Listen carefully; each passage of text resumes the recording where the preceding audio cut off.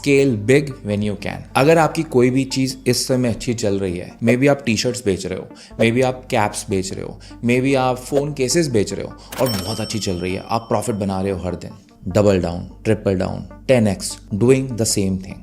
आप ये मत सोचो कि अगर मैं कुछ और करता हूँ, मैं कुछ और अब इसमें ट्वीक कर देता हूँ, कुछ चेंजेस ले आता हूँ, मैं ना और प्रोडक्ट्स लॉन्च करता हूँ, मे बी मैं अपनी वेबसाइट के अंदर कोई चेंज ले आता हूँ। नहीं, आज पैसा बन रहा है, अभी चांस है, जस्ट 10x। बिकॉज ऐसे कई बार मेरे साथ हुआ है कि आई गिव यू एग्जाम्पल, एक स्टोरी बताता हूँ। हमारा एक प्रोडक्ट था, मैं मतलब सुबह 4 बजे का समय था, I use to work late very very late, और 2017 की बात है ये। मैं सुबह बैठा हूँ और प्रोडक्ट रिसर्च कर रहा हूँ और मेरे दिमाग में एक प्रोडक्ट आया।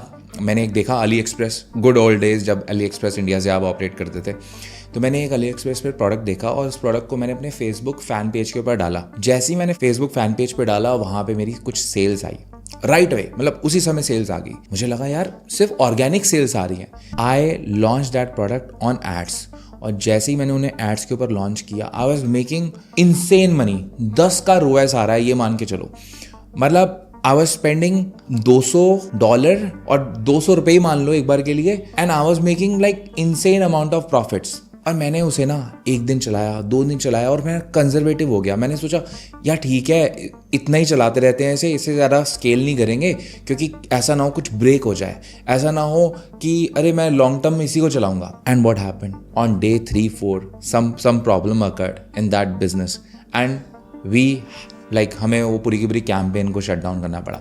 लेकिन अगर मैं 2 या 3 दिन अगर उसे कैपिटलाइज कर लेता, तो I could have made easily 3 दिन के अंदर more than 50,000 worth of sales, जिसके अंदर आराम से $50,000 के अंदर आराम से $25,000 का प्रॉफिट आ सकता था। Which takes me actually to the next lesson, exploit it until it stops working. अगर कोई चीज आपकी चल रही है, उसके अंदर तब तक इनपुट देते रहो जब तक वो एक्चुअल में पूरी तरीके से चलना बंद ना हो जाए।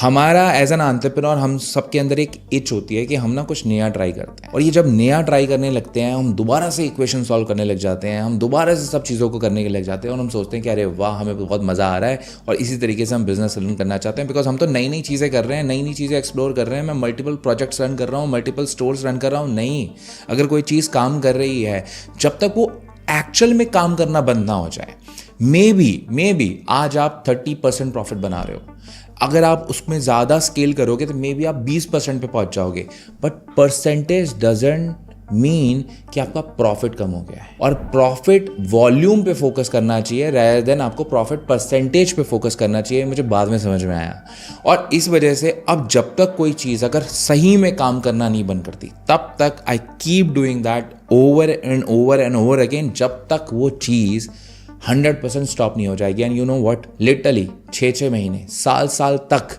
रुकती नहीं है। Because I run the same product in India for last 1 year, I run the same product in US for the last 8 years, because वो कभी काम करना बंद ही नहीं करी। और हाँ, इससे हम नेक्स्ट लेसन पे आते हैं कि चेक योर अपॉर्चुनिटी साइकिल। ये बहुत इंपॉर्टेंट है। ऑब्वियसली अगर मैं कोई चीज़ करने की कोशिश कर रहा हूँ और मेरे पास कुछ एफर्ट्स लग रहे हैं उस चीज़ को करने के अंदर, तो अपने आप से ये पूछो कि जिस जगह मैं एफर्ट लगा रहा हूँ वहाँ मेरा एक्चुअल में ROI कितना आने वाला है, और सेम एफर्ट मैं कहीं और जगह लगाऊंगा तो वहाँ पे क्या मेरा ज़्यादा ROI आएगा।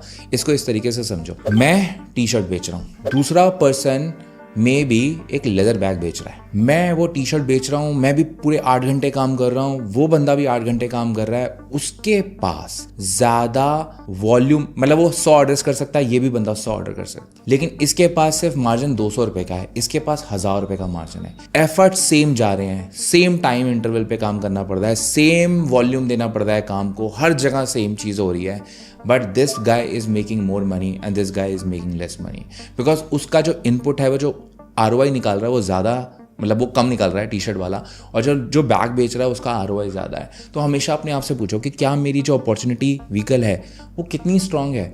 May be whatever I am trying to do, इसमें मुझे टाइम तो लगाना ही है, like there is no alternative कि आपको शुरुआत में टाइम नहीं लगाना पड़ेगा, you have to put your time and efforts.